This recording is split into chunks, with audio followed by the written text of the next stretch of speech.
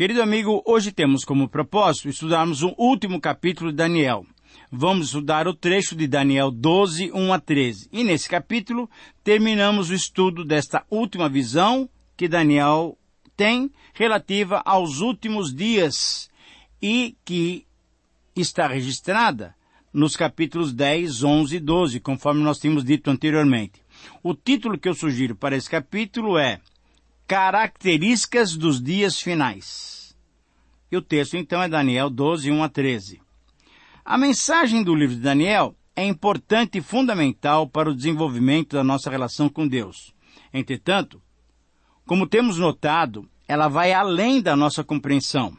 A resposta que Daniel recebeu ao perguntar sobre a data dos acontecimentos que lhe eram revelados pode servir também para nós. Foi dito a Daniel o seguinte: vai, Daniel, porque essas palavras estão encerradas e seladas até o tempo do fim. Capítulo 12, versículo 9. Ora, essa resposta dada a Daniel deve ser bem entendida. Primeiro, para aquela ocasião, aquelas palavras já estavam encerradas, significando que mais nenhuma revelação sobre o futuro seria dada. Segundo, por outro lado, nos dias de hoje, para os dias de hoje, essas palavras podem ser investigadas por nós e o estamos fazendo exatamente através desses estudos, mas certamente o tempo da compreensão plena ainda não chegou. E por isso temos que estar atentos e sermos sóbrios para identificar as características dos dias finais, quando, enfim, a nossa história chegará ao seu fim, ao seu final, como o Senhor mesmo, como o Senhor Deus tinha previsto. O princípio, então, que extraímos desses versos pode e deve ser assim apresentado. Daniel 12, 1 a 13. Todo ser humano deve estar preparado para identificar as características dos dias finais, pois estará diante de Deus. Querido amigo, se você tiver oportunidade, por gentileza, anote esta mensagem resumida de Daniel 12, 1 a 13. Esse é o princípio que extraímos desses versos. Todo ser humano deve estar preparado para identificar as características dos dias finais, pois estará diante de Deus. Essa é uma realidade. Todos nós um dia compareceremos diante de Deus. E eu e você devemos estar preparados para identificar os acontecimentos, as características desses dias finais. Nesse texto, nós vamos encontrar 5 características que nos ajudam a identificar os dias finais, quando então estaremos diante de Deus. Primeiramente, os dias finais se caracterizarão pelo grande sofrimento e também por uma intensa alegria. Veja os versículos 1 a 3. Sofrimento e alegria descrevem o ambiente dos dias finais em que haverá salvação pelo poder de Deus, mas em que haverá também uma separação, uma ressurreição, ou para a vida eterna, ou para a morte eterna. Sofrimento e alegria descrevem o tempo em que os sábios, isso é, em que os fiéis, resplandecerão e brilharão eternamente. No verso 1, nós encontramos Miguel, o defensor do povo de Deus. Ele estará presente naqueles dias finais, pois haverá um tempo muito difícil a ser enfrentado. Nos dias de Antíoco Epifânio, isso ocorreu contra o povo judeu. Durante o domínio romano, houve uma grande catástrofe, como nunca houve desde que houve nação de Israel. Quando então ocorreu o quê? A queda de Jerusalém e a destruição do templo. Jesus confirmou essa profecia quando ele falou sobre a destruição de Jerusalém em Mateus 24, 15 a 21. E os discípulos se livraram porque Jesus os tinha prevenido quanto aos dias da destruição iminente. Ele ligou a destruição de Jerusalém com essa profecia de Daniel. Veja só, Mateus 24, 15, Lucas 21, 20, com esse texto de Daniel 12. Houve outra grande época de sofrimento nos dias do Holocausto, Isso nos dias mais recentes, nos tempos de Hitler. E se considerarmos como povo de Deus os cristãos, certamente a história da igreja nos mostra que houve tempos de grande angústia que se abateu sobre o povo de Deus. Mas os versos 2 e 3 apontam para a ressurreição final. E é interessante notarmos que o verso 2 nos mostra a primeira e a inequívoca menção de uma ressurreição para os justos e para os injustos. No final da ressurreição, todos sairão dos túmulos, conforme João 5, 28 e 29. Mas, além disso, é ligado com o versículo 10, pois muitos serão purificados, sendo contrastados com os ímpios que continuam a proceder impiamente. O verso 3 nos dá conta que esses sábios, na verdade, esses fiéis, são aqueles que aceitaram a Cristo, conforme João 5, 25. Eles permanecerão fiéis e resplandecerão como fulgor, e pelo seu empenho evangelístico brilharão como estrelas, herdando definitivamente a vida eterna. A pergunta que se faz é se você ressuscitará. Mas ressuscitará para quê? Para a condenação ou para a salvação? Para a morte eterna ou para a vida eterna? Em segundo lugar, os dias finais se caracterizarão por serem definitivos e inquietantes. Veja o versículo 4.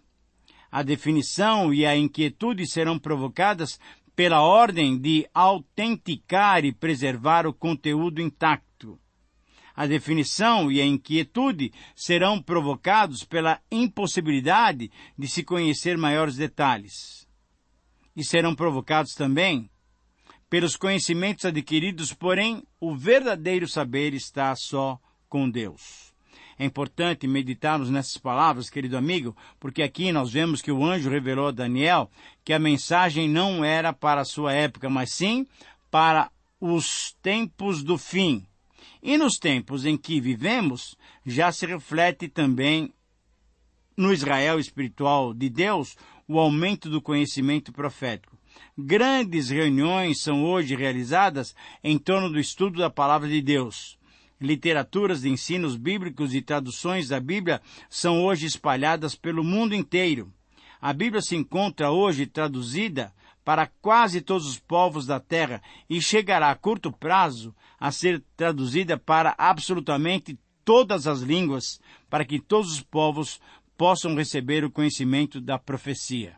Ainda nesse verso 4, constatamos que Daniel, quando escreveu essa profecia, recebeu uma seguinte ordem muito específica: encerra as palavras e sela o livro. Isto é, ele recebeu uma ordem para selar, para fechar, para ocultar, para encerrar o livro até o tempo do fim.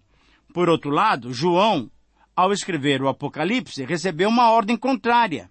É interessante percebermos isso. Não seles as palavras da profecia desse livro. Por quê?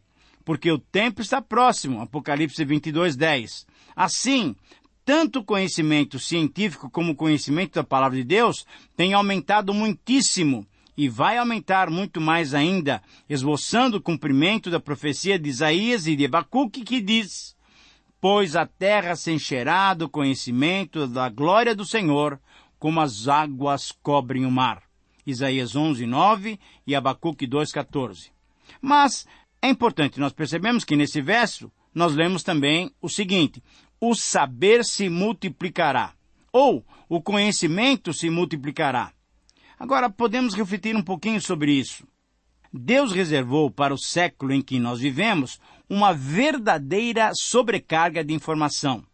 Os avanços científicos e tecnológicos nessa última geração têm aumentado de maneira quase que infinita. A cada minuto hoje são acrescentadas milhares de páginas ao conhecimento científico e humano, tornando praticamente impossível uma pessoa conseguir, pelo menos, ler todo o material produzido a cada dia.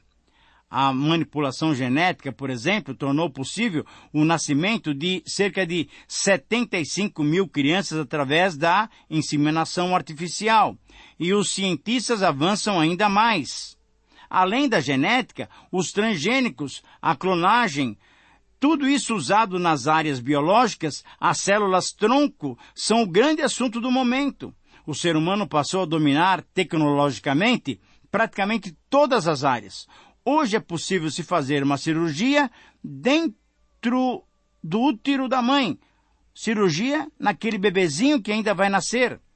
A palavra precocidade se tornou o termo favorito para, por exemplo, os produtores bovinos, suínos, ovinos, bem como na produção das aves para alimentação.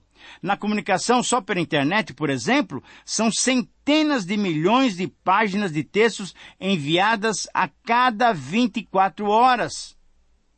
Hoje temos mais do que 13 mil satélites girando em torno da Terra, subdivididos em satélites militares, científicos, de navegação e de comunicação.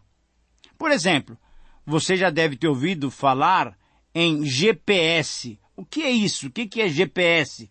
É o Sistema de Posicionamento Global. Isso é, um sistema de navegação composto de uma rede de 24 satélites colocados em órbita pelo Departamento de Defesa americano. GPS funciona em qualquer das condições meteorológicas, em qualquer lugar do mundo, 24 horas por dia, e você não paga nada pelo serviço. Um evento de magnitude grande pode ser transmitido simultaneamente para todo o planeta em tempo real. E você pode acompanhar o tal evento até mesmo do seu celular.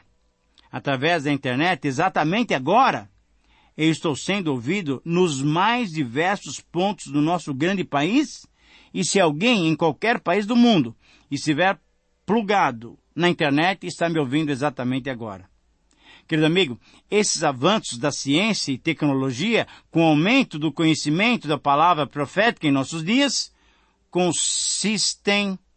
constituem um grande sinal indicador de que tudo está caminhando para o cumprimento total dessa profecia. Por isso, em terceiro lugar, os dias finais se caracterizarão por ser um momento de solenidade e perplexidade pelos acontecimentos. Versículos 5 a 8 nos mostra o seguinte: percebemos aqui que temos pelo menos mais 2 anjos junto àquele primeiro registrado no início da visão, no capítulo 10, versículo 4. O ambiente, então, é solene, e conforme o verso 6, um dos 2 anjos perguntou: quanto tempo levaria até que essas maravilhas acontecessem? 8 vezes nesses capítulos, o fim, referindo-se a um tempo indicado, o fim foi mencionado. No capítulo 11, versículo 27, 35, 40. No capítulo 12, no versículo 4, no 6, no 8, no 9 e no 13.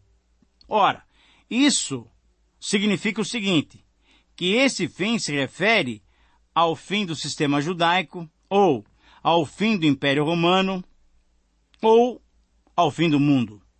Novamente, estamos diante de várias interpretações.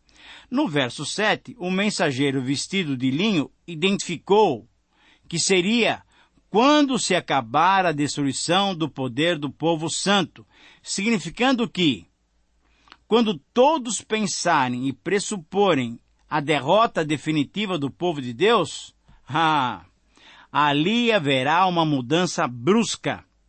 A referência a tempo, 2 tempos e metade de um tempo, também foi usada em Daniel capítulo 7, versículo 25, você deve se lembrar, e parece claramente paralela ao período descrito em Apocalipse 12, 4.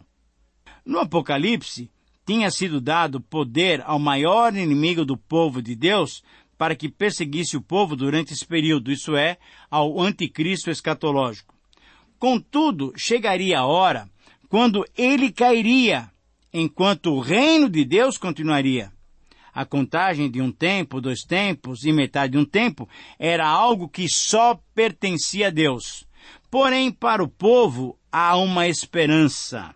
O povo de Deus pode ter sido espalhado e perseguido, pode ter sofrido as mais duras provas e tribulações, mas não foi e não será destruído.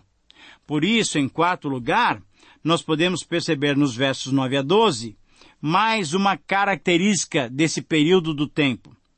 Esse período do tempo final será caracterizado pelo término, pela conclusão, pelo final da história humana, pelo final da história terrena. Querido amigo, aqui temos o relato do triunfo final. No verso 9, Daniel não entendeu a resposta dada, mas lhe foi dito: Daniel, vai, porque essas palavras estão encerradas e seladas até o tempo do fim. Ora, esse tempo provavelmente se refere ao tempo quando o inimigo do povo santo caísse. Pois em Apocalipse 10:7, quando a sétima trombeta soou, foi dito: cumprir-se-á então o mistério de Deus, segundo ele anunciou aos seus servos os profetas. Os reinos mundiais pagãos não atingirão uma estabilidade duradoura. Somente o reino de Deus, querido amigo, eu repito, somente o reino de Deus é um reino indestrutível. Os reinos mundiais pagãos não atingirão essa estabilidade duradoura. Somente o reino de Deus é um reino indestrutível. E no verso 10 desse capítulo 12 de Daniel, ainda que os ímpios continuem na impiedade, os justos serão capazes de perseverar, porque eles têm entendimento de que Deus verdadeiramente domina nos reinos dos homens e, enfim, os justos, eles serão vitoriosos. No verso 11, o significado desses números não é determinado facilmente. Talvez os 1.290 dias seja um período entre os dois eventos significativos que esmagaram o sistema judaico de adoração. O tempo em que o sacrifício diário foi afastado é o tempo mencionado em Daniel 11:31 e Daniel 8:11, quando então aquele homem vil, Antíoco Epifânio IV, profanou o templo. Essa foi a primeira abominação colocada. Mas houve uma segunda vez, e Jesus a identifica claramente com a destruição do templo de Jerusalém, que aconteceu no ano 70. Agora, como considerar esses dias referindo-se ao tempo final? Por que esses 1.000 e tantos dias são usados para descrever o tempo entre grandes eventos? Querido amigo, na verdade, nenhuma resposta definitiva pode ser dada.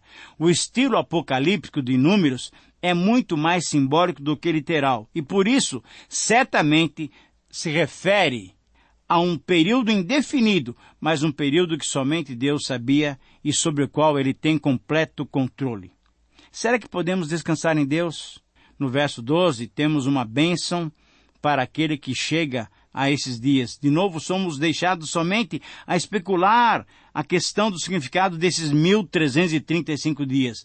Nós não sabemos e nem devemos tentar adivinhar esses detalhes para não cairmos no erro de estabelecermos certas verdades que depois se mostrarão erradas. O que nós precisamos saber é que os impérios mundiais pagãos terminarão e somente o reino de Deus, esse, por sua natureza, permanecerá. Em quinto e último lugar, os dias finais se caracterizarão pela herança que os fiéis receberão. Veja o versículo 13. A recompensa dos fiéis será dada a todos que perseverarem até o fim. A recompensa dos fiéis será dada como um descanso por quem passou pela tribulação. E, enfim, a recompensa dos fiéis será dada na forma da herança definitiva. Você participará desse descanso? Você receberá a herança celeste como recompensa? Você tem perseverado e ficará firme até o fim? Querido amigo, ao encerrar esse estudo, vamos fazer 3 considerações. Primeiro, conforme o verso 3, um grande galardão espera aqueles que conduzem outros à justiça. Você tem se envolvido nessa atividade de levar pessoas ao Senhor Jesus Cristo? Segunda consideração. Conforme o verso 10, quando associamos o seu conteúdo ao texto de 1 Coríntios 2,14, fica claro que o homem natural, aquele que ainda não tem Cristo, não consegue entender as verdades de Deus. E a minha pergunta a você, querido amigo, é: se esta não é a hora de você se entregar, recebendo Jesus Cristo como seu Senhor e Salvador?